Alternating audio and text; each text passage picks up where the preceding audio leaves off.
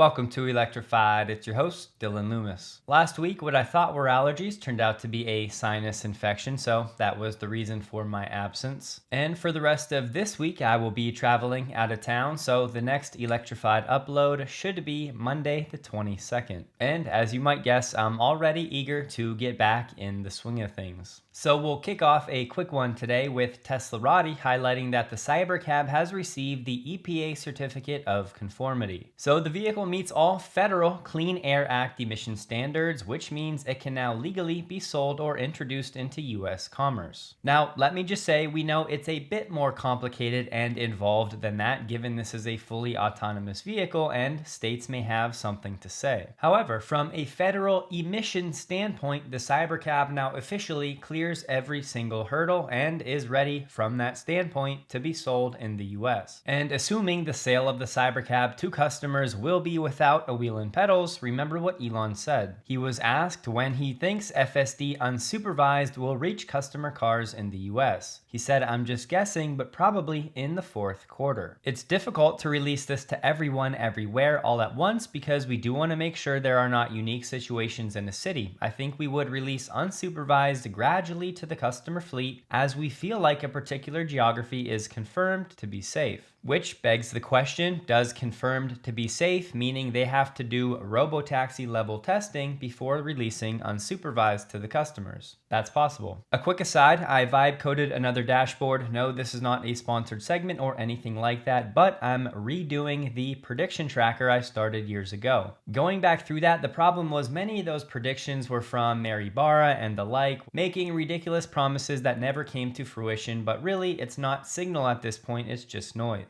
So I wanted to start over with predictions largely from Elon, which will actually be needle movers for Tesla and SpaceX. So right now I only have 15 total predictions tracked, 9 of which for Tesla, 6 of which are for SpaceX. And you can choose just the Tesla predictions or just those from SpaceX. And I'm not going to walk through this entire dashboard, we'll talk more about it in time. But to make things easy for everybody, as I will continue to build out some more dashboards like this, I also vibe coded a simple website for myself. It's just dloomis.com. So if you wanted to bookmark that, if you scroll down a bit, you will see all of these dashboards that I'm building out, many of which will be for Tesla and or SpaceX. And on that point, I'm continuing to iterate with the robotaxi tracker. I did remove the number of vehicles from the Bay Area because I decided I want to go unsupervised, true robotaxis only to make it an apples to apples comparison with Waymo. And rather than relying on the unofficial third-party tracker, we're now going to be pulling the number daily from the Texas DMV website. And if you missed it, Tesla does currently have 69 vehicles registered for the robotaxi service in Austin. And when you click this box on the tracker, you'll get this pop-up with more information so you can see the first reading, when it was, how many vehicles have been added since then with the percentage growth, and we'll have the graph so you can see the progress over time. And just while we're here, we did get the incident information for the month of May. So Tesla only had one new incident, bringing us to 18 total since the service launched, but now we're up to 8 of those incidents where the Tesla vehicle was stopped. And the one incident Tesla added for May, the Tesla vehicle was stopped in traffic in the left turn only lane with a solid red left arrow light. A pickup truck approached the rear of the stopped vehicle, and ultimately the pickup truck ended up rear-ending the Tesla vehicle at the light. The Tesla vehicle had a safety monitor present in the vehicle with no passengers. And unfortunately for these incidents, they don't give us dates, they just give us the month they happened.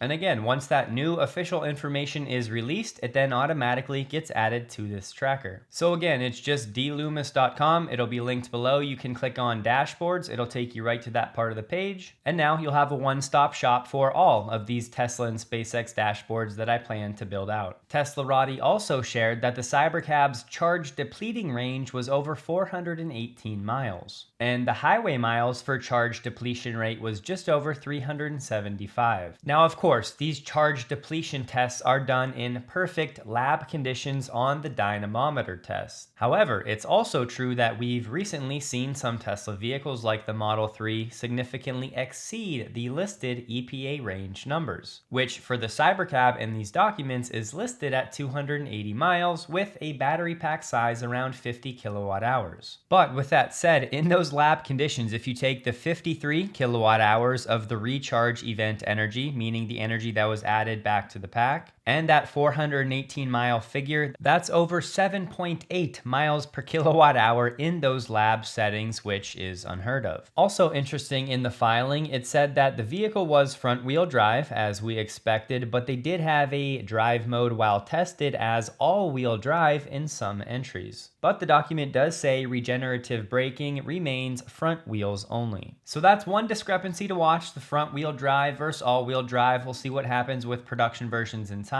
But the Cybercab is now even further along in becoming a federally recognized vehicle being prepared for sale. And in the documents, they said it will have an expected useful life of 150,000 miles, but I think that'll end up on the low side. And the documents list the weight of the Cybercab at 3,113 pounds, which is around 1,200 pounds lighter than some variants of the Model Y. But we can now be quite confident that the battery pack for the Cybercab will be in the neighborhood of 50 kilowatt hours usable capacity. And the Cybercabs continue to pile up. Here in this video from Spencer in Dallas, there are around 50 Cybercabs sitting in the lot, but the word is they all still have steering wheels. And Airwave shared some photos of the test track being built at Giga Austin, but they also shared a flyover of the parking lot. And in that image, you can see over 80 Cybercabs in the lot. And the word coming from Joe Tetmeyer is there may be over 1,000 Cybercabs now out testing in the wild. So that important hurdle for the Cybercab is now officially cleared, and the numbers are looking as good, if not better, than we were actually expecting. So that of course is great news, but on the other hand, we still have all of these Cybercabs with steering wheels and pedals, which leads me to believe it's going to be at least another few weeks of this testing phase. Most of you guys here have already seen the Plod Note Pin S, the sponsor of this video, and because so many of you were interested in that, they gave me the opportunity to talk about the Note Pro. And the Note Pro is more for meetings or recording phone calls, which I'll show you in a second. And as you can see, it has a very thin, slim profile and that same one button activation. Yeah, I mean, it's hot out right now. I mean, we've been hitting the pool. And when that call is done, you just click the button once or end the recording right in the Plod app on your phone. And then within seconds, it's uploaded into the cloud. You get a full transcript of the conversation, you get a summary of the convo, and you get the actual audio recording of the entire conversation if you wanted to listen back to the whole thing. And just so you can get a sense of the quality, here you go. You know, like 90s every day in sun, which is all good with me. Yeah, So, I've been seeing like heat wave warnings. So clearly it picked up me and the person on the phone, and that was not on speakerphone. That was just a regular phone conversation. And one of my favorite things, the automatic summary that you get, these conversation threads. So if I wanted to go back and remember what we talked about the last time we were on the phone, you have these bullet points to jog your memory. And don't forget the Ask Plod AI feature. So if I'm trying to remember something, I could say, where was his golf trip? And based on the conversation, the upcoming golf trip is to Kohler. Correct. And I really have been using these devices nearly every day. The only reason there's a gap this past week is because I had a sinus infection all week, so I wasn't talking to anyone. Nor did I have any energy to do my usual brainstorming sessions. So both the Plod Note Pin S and the Note Pro I think are excellent tools, quite affordable, and the software to go with them will continually get better with time. And I know many of you guys are like me, you have conversations about business or life, and sometimes you try to remember exactly what was said or when that conversation happened, and now all of that guesswork is completely off the table. You have this sortable cloud-based database that you can comb through with the help of AI to organize all of your thoughts and relationships and conversations and meeting notes in one place, so the note-taking days with pen and paper are over. So as always, if you guys want to check them out and support the channel, I'll have all of my links with the discounts and everything in the description below. Enjoy. Shifting to supervised FSD, we have a video that is apparently leaked that's making its rounds of Tesla's FSD in China. This video was supposed to make it to Tesla's official page in China,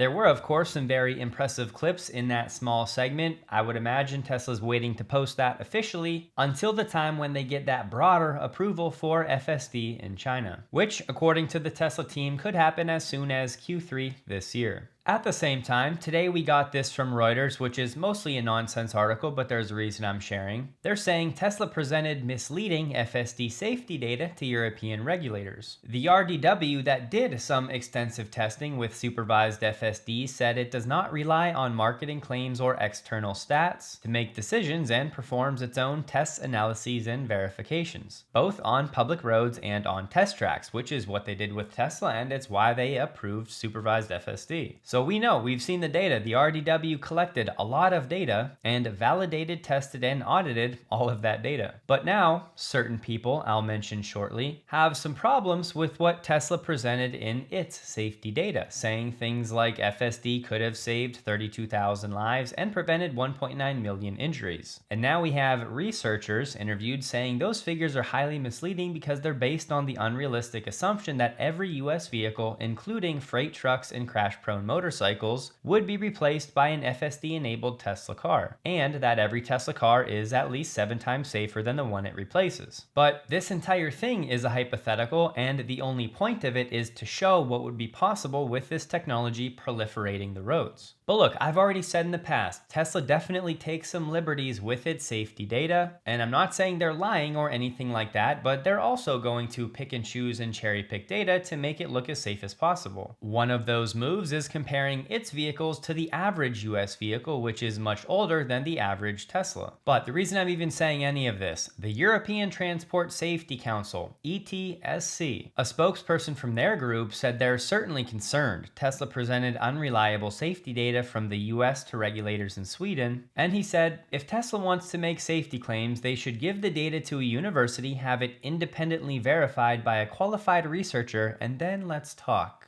I have an idea. Let's talk about the ETSC. You know, the group that just sent letters to transport ministers of almost every EU member state, urging the ministers to seek answers and evidence to several key questions related to FSD. So basically all of the EU member states that have not yet already approved FSD got this letter. In the opening paragraph, they say, "We urge you not to recognize Tesla's FSD until a short set of questions has been answered in public and by someone other than Tesla, and until there's meaningful real-world safety evidence from Dutch roads." Well, wait a second, there already is meaningful evidence out there. This right here is from the RDW itself. That's an organization that's not Tesla, and they said FSD has been extensively examined and tested for more than 1.5 years on our test track and on public roads. And they said using Tesla's FSD makes a positive contribution to road safety. Back to the ETSC letter, they say, has the system been independently shown to both improve safety and not introduce new risks? And they're saying the RDW's claim that it makes the road safer has no public evidence to back it up. But the truth is it actually does, because it's done millions of miles in testing and now in actual customer deployments. Then the ETSC asks, why are these countries being asked to adopt a system that US federal authorities are investigating right now? Just to oversimplify, I can easily tell you why. A system doesn't have to be perfect to already meaningfully improve the safety of the roads. Enter Tesla's FSD. Because let's not forget, it is still supervised.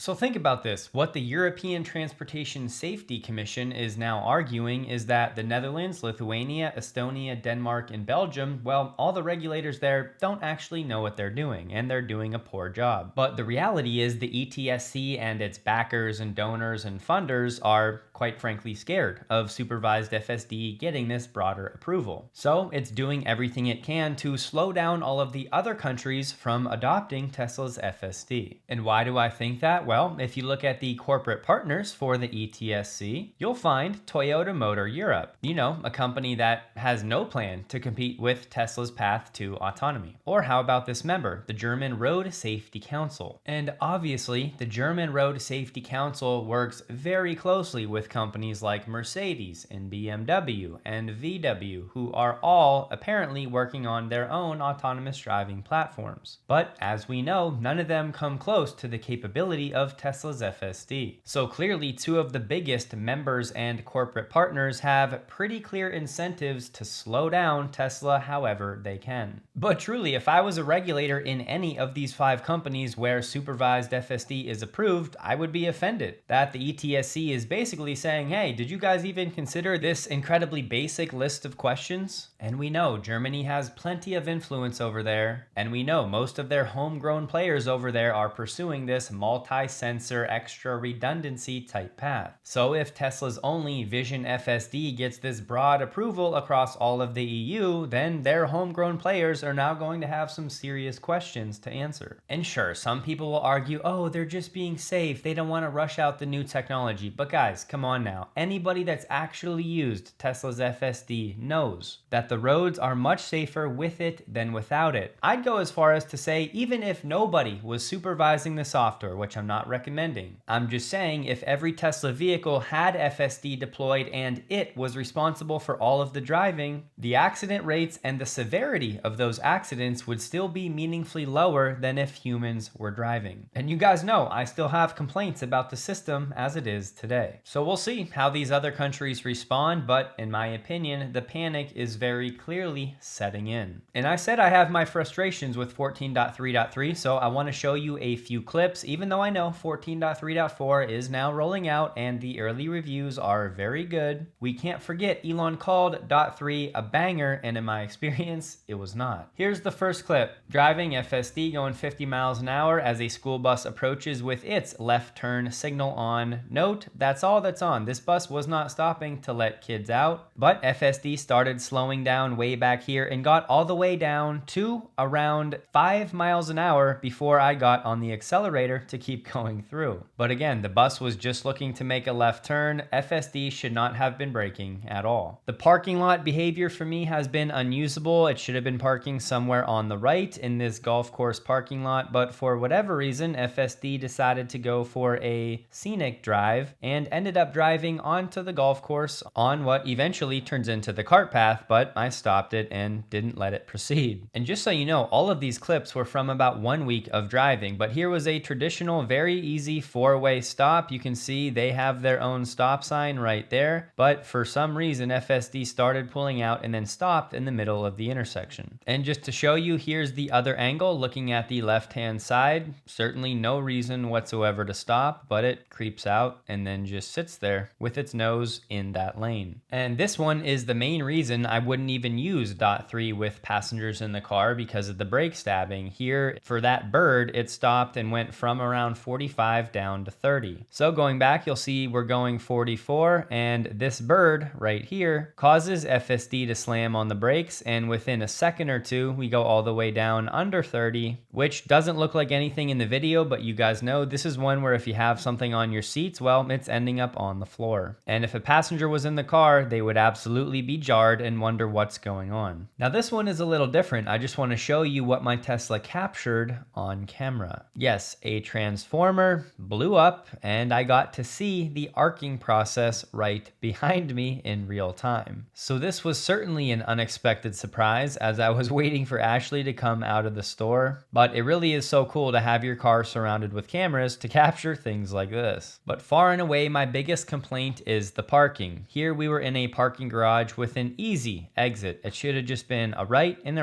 we're out and on the road, but instead it ends up going left. And I'm not going to play the whole clip, but just to go through it, we go all the way through the garage and out. And then, oh, yep, we were already starting over here. So now we went all the way that way. Now we're going back to where we started. And then it decides to go back into the garage. Keep in mind, we're trying to get out onto the highway at this point. But I decide to let it go and it goes back toward where we started. And then I say, okay, it's going to figure it out. Second time around, goes to the other side of the garage, heading for the exit. And it finds the exit, but no, it was gonna go right again and get stuck in a loop when all along we just needed to make a simple left and exit. So I know those are all negative, and again, 99% of the time it's incredible. It drove Ashley and I through very poor rainy conditions just like this, and arguably worse, for over an hour flawlessly. I just wanted to share some of my data about why I was not so hot on .3, and that's why I'm at where I'm at when I see Elon call .3 a a banger and I get my expectations up, and then that is my experience in a nutshell, it just makes it harder and harder for me to take him at his word. And I really should have been recording more of my parking lot clips, because we're talking parking situations where it's not even in the right parking lot. But as I said, 14.3.4 is rolling out. Many people are raving about it, but if there's a reason it won't go wide, I'm guessing it's because some people are still having problems and even regressions when it comes to navigation and missing exits on the highway. And once again, in my experience with .3, the navigation is the worst it's ever been. And as it turns out, Tesla is going to do the same prefab installs for the Tesla semi-chargers as they do for the regular superchargers. This thanks to the filing of the pre-assembled megacharger unit detail. So instead of Tesla spending weeks trenching and pouring concrete and connecting these high voltage bus bars out in the field, Tesla will do most of that at the factory. So once these units arrive on site, they're already complete, and the unit just needs to be dropped into a slot in the parking lot, connected to the grid,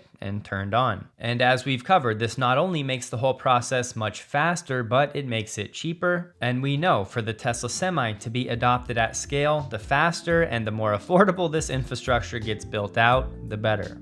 So that's where I'm going to leave it for today. I have a lot of things I need to do before I leave for a few days. But like I said, the plan is to be much more back to normal starting Monday next week. So enjoy your mini break from Electrified. Don't forget, check out Plod links below, the Note Pro or the Note Pen S. I really do use one or the other almost daily. Hope you all have a wonderful day and week, and a huge thank you to all of my Patreon supporters.